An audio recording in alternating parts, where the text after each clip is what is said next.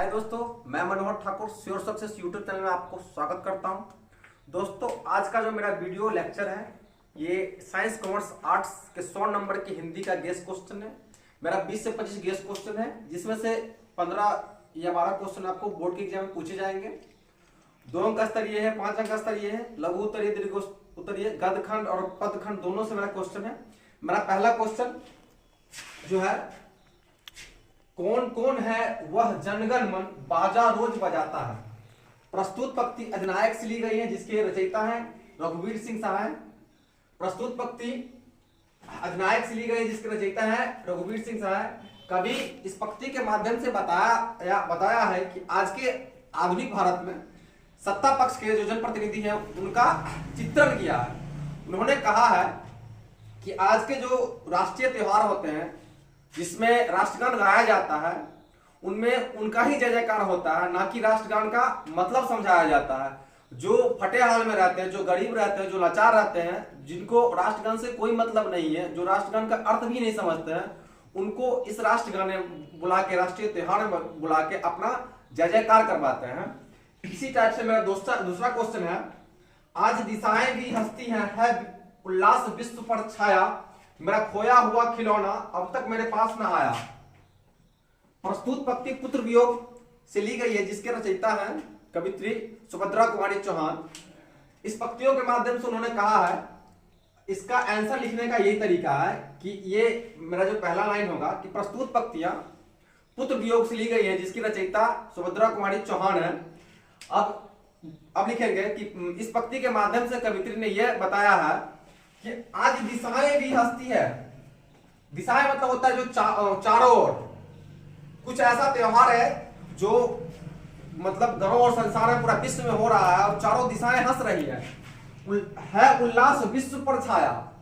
उल्लास मतलब होता है, इसका संधि भी हो जाएगा उत्जोल्लास, विश्व पर छाया। ये जो पर्व त्योहार है जो पूरा विश्व में मनाया जा रहा है। मेरा खोया हुआ खिलौना अब तक मेरे पास ना आया। उसका जो एक पुत्र है जिसकी मृत्यु हो गई है, जो खो गया है, जो उनसे बिछड़ गया है, वही लिखते हैं कि मेरा खोया हुआ खिलौना अब तक मेरे पास ना आया। पूरा विश्व खुशी का माहौल है, मगर परंतु इस संसार में मैं एक अकेली महिला हूँ, एक अकेली औरत हूँ जो पुत्र के वियोग में बहुत ही आघात हूँ। जिस प्रकार एक बच्चा का खिलौना उससे टूट जाता है, किसी से टूट जाता है तो वो बहुत अपने आप से आघात हो जाता है, उसी प्रकार कवित्री कह रही है कि उसका पुत्र जो है वो उससे बिछड़ चुका है, उसका पुत्र अब तक मेरे पास ना आया। मतलब क्या, वो खिलौना जो उसका था, बच्चा, जैसे बच्चा का खिलौना टूट जाता है तो अपने आप से बिखर जाता है, उसी प्रकार कह रही है महिला है, कवित्री कह रही है कि उसका जो महिलाओं का जो बच्चा था वो अपने आप से बिछड़ चुका है। प्रस्तुत पंक्तियों के माध्यम से कवित्री बताना चाह रही है, जिस प्रकार कोई आदमी किसी से खो जाता है तो वो दारुण हो जाता है, मतलब उसी के प्रतिभूल में भुला जाता है। ठीक उसी प्रकार मेरा तीसरा क्वेश्चन है, जादू टूटता है इस उषा का अब सूर्योदय हो रहा है। प्रस्तुत पंक्तियां उषा शमशेर सिंह से लिया गया है। इस पंक्तियां के माध्यम से बता रहा है कवि कि जादू टूटता है इस उषा का अब सूर्योदय हो रहा है।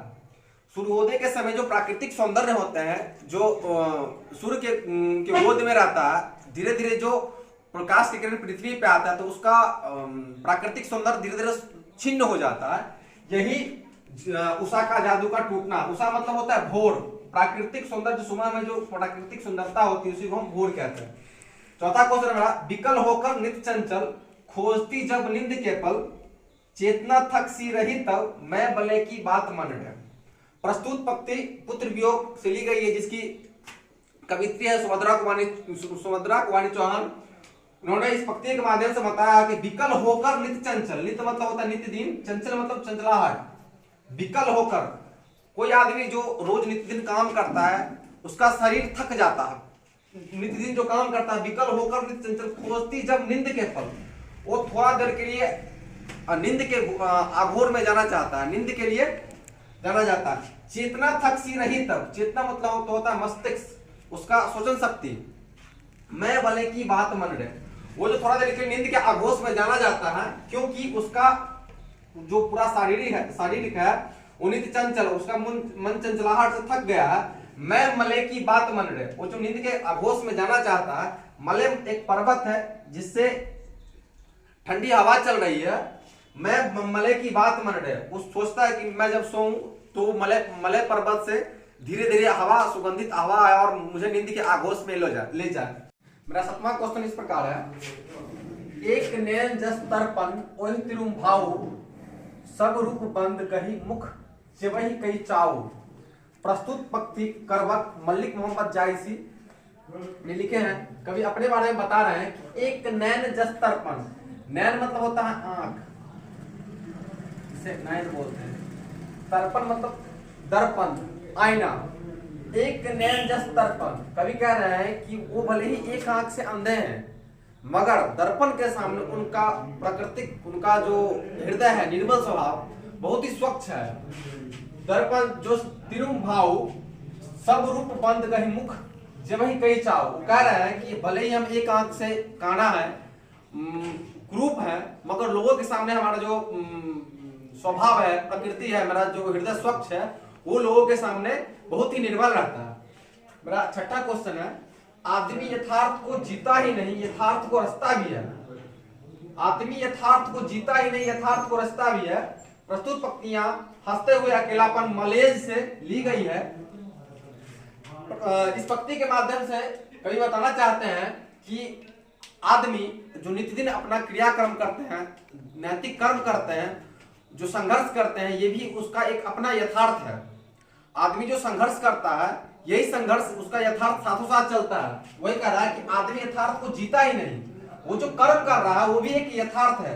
आदमी एक यथार्थ को जीता ही नहीं, यथार्थ को रचता भी है। और वो जो नित्यदिन संघर्ष करता है, नित्यदिन कर्म करता है, उसका जो फल मिलता है वो एक अलग यथार्थ है। इसका एक और क्वेश्चन है कि रचा हुआ यथार्थ, भोगा हुआ यथार्थ अलग है। हम लोग जो भोग, मतलब हम लोग जो काम कर रहे हैं, ये किसी और का दिया हुआ यथार्थ है। तो हम लोग जो काम करेंगे, इसका जो फल मिलेगा, ये मेरा रचा हुआ यथार्थ होगा। 7वां जो मेरा क्वेश्चन है, रचा हुआ यथार्थ भोगा हुआ यथार्थ से अलग है। मतलब रचा हुआ यथार्थ, हम जो नित्यदिन कर्म करते हैं, नित्यदिन कर्म करके संघर्ष करके जो हमें कुछ फल प्राप्त होता है, या जो हम अपने लिए कुछ करते हैं, वो मेरा है रचा हुआ यथार्थ। और भोगा हुआ यथार्थ, भोगा हुआ यथार्थ जो नित्यदिन हम काम कर रहे हैं, जिस विषय पे काम कर रहे हैं, जो मेरा खर्चा हो रहा है, जो मेरे गार्जियन देते हैं, वो उनका रचा हुआ यथार्थ है। जो हम अपने नित्यदिन जो खर्चा कर रहे हैं, पैसा खर्चा कर रहे हैं, कोई काम कर रहे हैं, ये है मेरा भोगा हुआ यथार्थ। मतलब क्या, जो कोई हमें दे गया है वो हुआ मेरा भोगा हुआ यथार्थ। और हम जो नित्यदिन अपना क्रियाकर्म करते हैं, उससे जो मेरा फल मिलता है, वो मेरा रचा हुआ यथार्थ। वही है रचा हुआ यथार्थ और भोगा यथार्थ से बिल्कुल अलग है। अगर हम जो भोग करेंगे और उसके बाद जो हमें जो मतलब हम जो अपना नित्य कर्म करके जो मेरा यथार्थ मिलेगा, ये यथार्थ का भी भोग मेरा बाल बच्चा करेगा। यही है कि भोगा हुआ यथार्थ और रचा हुआ यथार्थ से पूरा अलग है। 8वां क्वेश्चन मेरा, नई फौजी वहां लड़ने के लिए वो भाग नहीं सकते हैं, जो फौज छोड़कर भागता है उसे गोली मार दी जाती है। प्रस्तुत पंक्तियां मोहन राकेश सिपाही की मां से ली गई है। अब फौजी का मतलब समझ रहे, फौज का मतलब जो बॉर्डर पे लड़ाई करता है। नई फौजी वहां लड़ने के लिए वो भाग नहीं सकते हैं, जो फौज छोड़कर भागता है उसे गोली मार दी जाती है। माना की प्रतीक्षा मुन्नी और बिस्मी पड़ोसन से बातचीत कर रही है, तब बर्मा की लड़ाई से भागा हुआ दो लड़की बर्मा की लड़ाई के बारे में बता रही है कि वहां जो फौज में लड़ने का जो नियम है वो किस प्रकार है, मैं बता रहा हूँ। नई फौजी वहां लड़ने के लिए, हमारे देश को जो फौजी हैं वो बर्मा की लड़ाई में, बर्मा एक जगह है जहाँ लड़ाई हो रहा है, वहां हमारे पास फौजी बहुत कम है। नई फौजी वहां लड़ने के लिए वो भाग नहीं सकते हैं। वो जो युद्ध चल रहा है वो भाग भी नहीं सकते, क्योंकि युद्ध तो चल रहा है, आमने सामने की लड़ाई हो रही है। जो फौज छोड़कर भागता है, अगर कोई जान बचा के सोचता कि हम ये फौज छोड़ के भाग जाए, तो उसे गोली मार दी जाती है। वो जो युद्ध चल रहा है उससे कोई भागने का कोशिश भी अगर करता है तो उसे गोली मार दी जाती है, गोली मार दी जाती है। तो सैनिक सोचता है कि अगर हम यहाँ से भाग जाए, तब हम गोली से मर ही जाएंगे, तो हम कायर कहलाएंगे। इससे अच्छा होगा कि हम दुश्मनों से लड़ाई करके युद्ध में शहीद होकर मरे, तो हम वीर पुलिस कहलाएंगे, शहीद कहलाएंगे। मेरा 9वां क्वेश्चन इस प्रकार है कि वसुंधरा भोगी मानव और धर्मार्थ मानव एक ही सिक्के के दो पहलू हैं। वसुंधरा मतलब होता है धरती। प्रस्तुत पंक्ति ओ सदरेगा जगदीश चंद्र माथुर लिखे हुए हैं। इस पंक्तियों के माध्यम से कवि कहना चाहते हैं कि मनुष्य की पार्श्विक प्रवृत्ति का उन्होंने वर्णन किया है। वसुंधरा भोगी मानव, जो भूमि से हम लोग भोग करते हैं, जो भूमि से उपयोग करें, उसी का आज के जमाने में हम लोग नष्ट कर रहे हैं। पेड़ से मतलब पृथ्वी पर जो पेड़ लगे हुए हैं उसको हम लोग काट रहे हैं, पृथ्वी को निर्वस्त्र बना रहे हैं, बांध बना के पृथ्वी का पानी रोक रहे हैं। दूसरी ओर क्या है कि धर्मार्थ मानव, अब हम लोग धर्मार्थ मानव का मतलब होता है गंगा को हम लोग मैया कहते हैं, मगर उसके बावजूद भी हम लोग उसमें नली का कूड़ा कचरा, घर का कूड़ा कचरा फेंकते हैं। ये दोनों जो है एक ही सिक्के के दो पहलू हैं। वसुंधरा भोगी मानव, हम लोग पृथ्वी को माता कहते हैं, मगर उसका आज के जमाने में जो वो निर्वस्त्र बना रहे हैं पेड़ काट कर। अगर हम पेड़ काट देंगे तो हमें हवा कहां से मिलेगी, और बांध बनाकर हम पृथ्वी को निर्वस्त्र कर रहे हैं। दूसरी ओर मानव गंगा को मैया कहता है, उसके बावजूद भी उसमें कूड़ा कचरा आदि को डालता है। 10वां क्वेश्चन है मेरा, जब भाग का निर्णय हो रहा हो तो व्यक्तियों का भाग पूर्णता भुला देना चाहिए। एक पत्र और एक लेख से लिया गया जिसके रचयिता भगत सिंह है। इस पंक्तियों के माध्यम से भगत सिंह कहना चाहते हैं कि जब राष्ट्र या देश के लिए एक उचित समझौता हो रहा हो तो हमें अपना भाग भुला देना चाहिए। जब भाग का निर्णय हो रहा हो, एक उचित समझौता हो रहा है वो देश के लिए, चाहे कोई अच्छे काम हो रहा है, तो व्यक्तियों का अपना भाग भुला जाना चाहिए।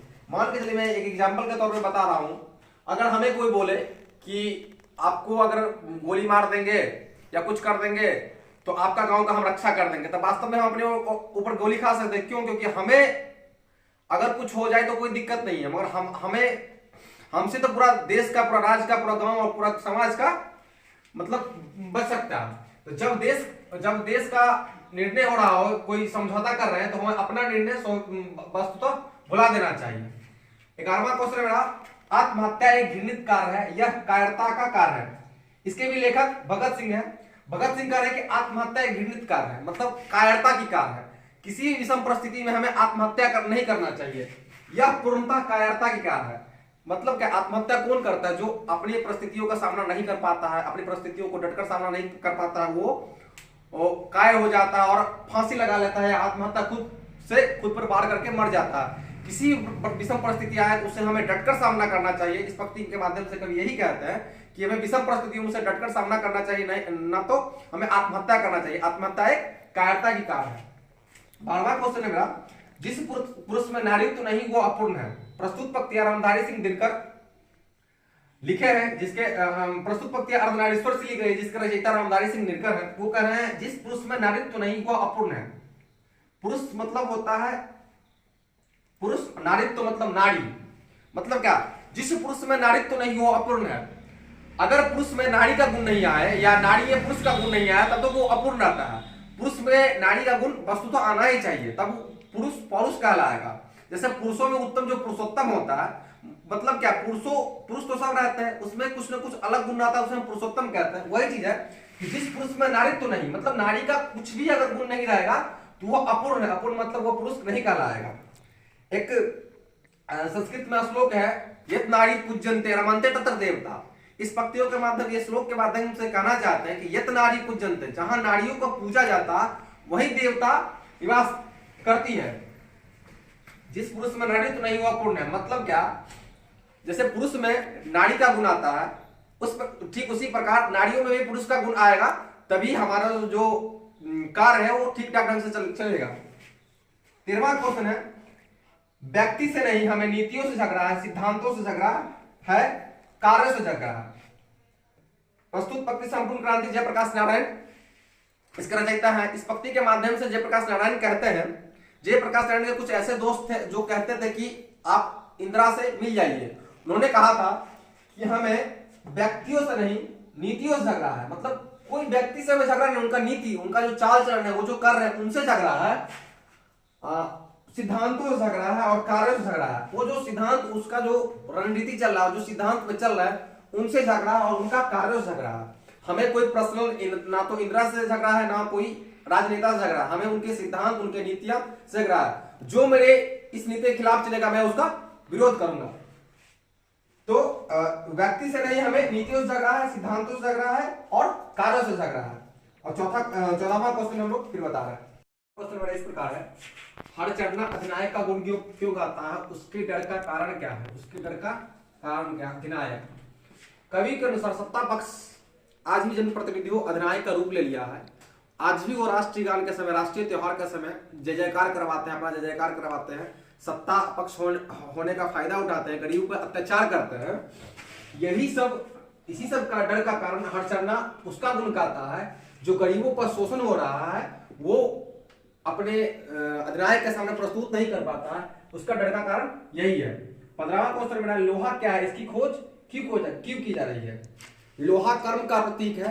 लोहा आदमी को जो जिस आदमी का शोषण किया जाता है उसका एक लोहा मतलब हथियार है।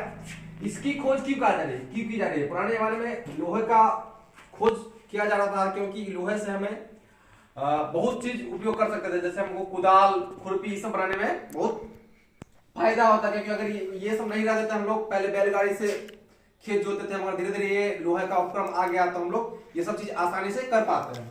मेरा 16वां क्वेश्चन है, भूषण शिवाजी की तुलना भूषण ने मृगराज से क्यों की थी? मृग मतलब होता है जंगल का राजा, मृगराज से क्यों की है शिवाजी की तुलना? मृगराज मतलब जंगल का जो राजा होता है सिंह, उससे तुलना की गई है। क्योंकि हाथी कितना भी बलवान रहता, शक्तिशाली रहता, वजनदार रहता, वो उसके बावजूद भी वो सिंह से हार जाता है। क्यों? क्योंकि हाथी की तुलना सिंह ज्यादा ही चुस्ती और फुर्ती वाला है। तो उसी प्रकार शिवाजी भी अपने चुस्ती और फुर्ती से दुश्मनों को मार गिराते थे, इसलिए उसकी तुलना मृगराज से क्यों की गई है? मेरा 17वां क्वेश्चन है कि सूरदास कृष्ण को जगाने के लिए क्या क्या उपमा करते हैं? सूरदास कृष्ण से कह रहा है कि हे ब्रजराज, भोर हो रही है, उठिए, कमल के फूल खिल उठे हैं, कुमुद की पुष्पों ने अपनी पंखुड़ियां समेट ली है, वनराज आवाज दे रही है, चंद्रमा के प्रकाश छिन्न हो चुका है, सूर्य के प्रकाश पृथ्वी पर आ गए हैं। इस तरह उनको जगाने के लिए अनेक अनेक तरह की उपमा गढ़ी जा रही है। 18वां क्वेश्चन मेरा, जहां भय है वहां मेधा नहीं हो सकती। भय मतलब होता है डरावना, डरना। मेधा मतलब होता है ज्ञान, तेजस्वी। जहां भय है वहां मेधा नहीं हो सकती। अगर हम कोई भी काम कर रहे हैं और डर रहे हैं तो हमें वो काम करने से बहुत ही डर लगेगा। क्यों? क्योंकि हम काम करने से पहले ही डर रहे हैं। कहा जाता है कि जहां भय है वहां मेधा नहीं हो सकती। अगर हम एग्जाम पास करते हैं, एग्जाम में परीक्षा में बैठते हैं तो सोचते हैं कि पास होंगे कि नहीं होंगे, वहां भी हमको डर सताता है। नौकरी के लिए इंटरव्यू देने जाते हैं, उससे भी पहले हमको डर लगता है कि वहां जाएंगे, होगा कि नहीं होगा। तो हमें कोई भी काम करने से पहले डरना नहीं है, निफिक्र होकर वो चीज को फेस करना है। उसके बावजूद हमें कभी डर नहीं होगी। अगर डर होगी तो मेधा मतलब ज्ञान का प्राप्ति हमें नहीं होगा। उसके अगला क्वेश्चन है, डायरी क्या है? डायरी को लिखना क्यों चाहिए? डायरी मतलब दिनचर्या जिसको हम लोग कहते हैं, जिसको नित्यदिन जो चीज काम करते हैं उसको जिस चीज में लिखते हैं उसको डायरी कहते हैं। मतलब दैनिक, जिसको दैनादिन मतलब नित्यदिन जो हम लोग काम करते हैं अपनी डायरी में, रूटीन जो उसको बोलते हैं, उसको जो हम नोट करते हैं उसको हम डायरी कहते हैं। और डायरी को क्यों लिखना चाहिए? डायरी को हम लोगों को इसलिए लिखना चाहिए क्योंकि हम नित्यदिन काम कर रहे हैं, उसका मेंटेन मेरा किस प्रकार हो रहा है, नित्यदिन हो रहा है कि नहीं हो रहा, इसीलिए हमको डायरी रोज लिखना चाहिए। मेरा 20वां क्वेश्चन है कि विद्यार्थी को राजनीति में भाग क्यों लेना चाहिए? विद्यार्थी देश के कर्णधार होते हैं, उससे देश की बहुत सारी उपेक्षा ही रहती है। कभी कहते हैं कि विद्यार्थी को राजनीति में क्यों भाग लेना चाहिए? विद्यार्थी पढ़ाई के साथ साथ सामाजिक कामों में बटे रहते हैं, जुड़े रहते हैं। अगर वो पढ़ाई के साथ साथ या पढ़ाई के बाद राजनीति में आए तो हमारे देश का विकास अंतर होगा। क्यों? क्योंकि विद्यार्थी देश के बहुत सारी कठिन समस्याओं को समझता है। अगर विद्यार्थी एकजुट हो जाए, राजनीति में हिस्सा ले ले, नौजवान अगर राजनीति में पढ़ाई के साथ साथ चढ़-बढ़ के हिस्सा ले तो हमारे देश की कोई भी विषम परिस्थितियां को वो सावधान कर सकती है। अब 21वां क्वेश्चन है मेरा, बता रहे हैं जो मेरा क्वेश्चन है, ये 5 क्वेश्चन है जो दीर्घ उत्तरीय गद्यखंड में पूछा जाता है। गद्यखंड में दीर्घ उत्तरीय क्वेश्चन जो 5 नंबर का पूछा जाता है, मैं 6 क्वेश्चन गेस किया हूं, इसमें से 2 क्वेश्चन आ ही जाएंगे, या तो मेन में रहेगा नहीं तो अथवा में रहेगा, दोनों में से कोई लिख लीजिएगा। उसने कहा था शीर्षक कहानी का सारांश लिखे। अब इसमें है सारांश। सारांश कैसे लिखना है? सारांश का मतलब क्या? पूरा पाठ का या पूरा क्वेश्चन का आंसर का जो निचोड़ निकलता है, जो संक्षेपण निकलता है, उसी को हम सारांश कहते हैं। ये 6 क्वेश्चन आप लोग खुद पढ़ लीजिएगा, मैं ये क्वेश्चन सब मेंशन कर दिया। उसने कहा था शीर्षक का कहानी का सारांश लिखे। अर्धनारीश्वर निबंध में दिनकर जी के व्यक्ति विचारों का सारांश लिखे। अब क्या है कि दिनकर जी ने अर्धनारीश्वर के बारे में क्या क्या कहा है, मैंने क्वेश्चन आंसर समझाया था और इसके बारे में आप लोग खुद पढ़ लीजिएगा कुछ। इसमें क्वेश्चन रोज कहानी का सारांश लिखिए। 24वां क्वेश्चन है कि तुमुल कोलाहल कलह कविता का सारांश लिखे। तुमुल कोलाहल कलह, कलह मतलब क्या होता है? झगड़ा। इसमें भी इसका केंद्रीय भाव, कोई भी क्वेश्चन पूछेगा जो कविताओं का या पाठों का केंद्रीय भाव लिखना है। केंद्रीय भाव मतलब क्या? जो इसका निचोड़ निकल रहा है, जो मतलब क्वेश्चन आंसर ये पाठ पढ़ने से जो हमें समझ में आ रहा है, जो इसका मुख्य बिंदु हो, इसको हम लोग केंद्रीय भाव में लिखेंगे या सारांश लिखेंगे। 25वां क्वेश्चन है अधिनायकता का भाव स्पष्ट करें। अधिनायक में हरचरणा वाला जो है, हरचरणा का गुण कैसे गाता है, हरचरणा किससे डरता है, क्यों डरता है, इसके बारे में इसका भाव स्पष्ट करना है। 26वां क्वेश्चन है ओ सदा निडर निबंध का सारांश लिखे। इसका भी सारांश लिखना है। इसके बावजूद इससे ज्यादा क्वेश्चन 26 क्वेश्चन मैंने गेस किया, 26 क्वेश्चन में से तुरंत ये क्वेश्चन आ ही जाएगा। उसके बाद कुछ कुछ ऐसे क्वेश्चन होंगे जो आप लोग क्वेश्चन आंसर पढ़ लीजिएगा। और इसका जो मेन क्वेश्चन था, मेन क्वेश्चन कहने का मतलब ये क्वेश्चन मैं एक क्वेश्चन बताया हूं जिससे आपको पार्ट का हर एक सारा क्वेश्चन इससे रिलेटेड है, और आप ये क्वेश्चन अगर कर लोगे तो इसके आधार पर जितने भी क्वेश्चन होंगे वो बना लोगे। जैसे मैथ में रहता है या अकाउंट में रहता है कि एक कॉन्सेप्ट से आपका सारा क्वेश्चन बन जाता है, उसी प्रकार मैं क्वेश्चन बैंक से एक क्वेश्चन उठाया हूं जिससे आपको पूरा पार्ट का कवर अप हो जाए। ये 26 क्वेश्चन है, 26 क्वेश्चन में से आपसे सारा क्वेश्चन बन ही जाएगा। अगर इसमें भी कोई अगर आपको डाउट लगे या कोई क्वेश्चन समझने में अगर दिक्कत हो तो हमारे कमेंट बॉक्स में लिख लीजिएगा। ये साइंस, कॉमर्स, आर्ट्स तीनों के लिए 100 नंबर के गेस्ट क्वेश्चन है हिंदी के लिए बिहार बोर्ड में 2021 में पूछे जाएंगे। दोस्तों अगर ये वीडियो आपको अच्छा लगा तो मेरे YouTube चैनल श्योर सक्सेस को लाइक, कमेंट, सब्सक्राइब, शेयर जरूर करें, क्योंकि जो स्टूडेंट के पास ये वीडियो नहीं पहुंचे आप शेयर कर दोगे तो उसके पास पहुंच जाएगा। धन्यवाद।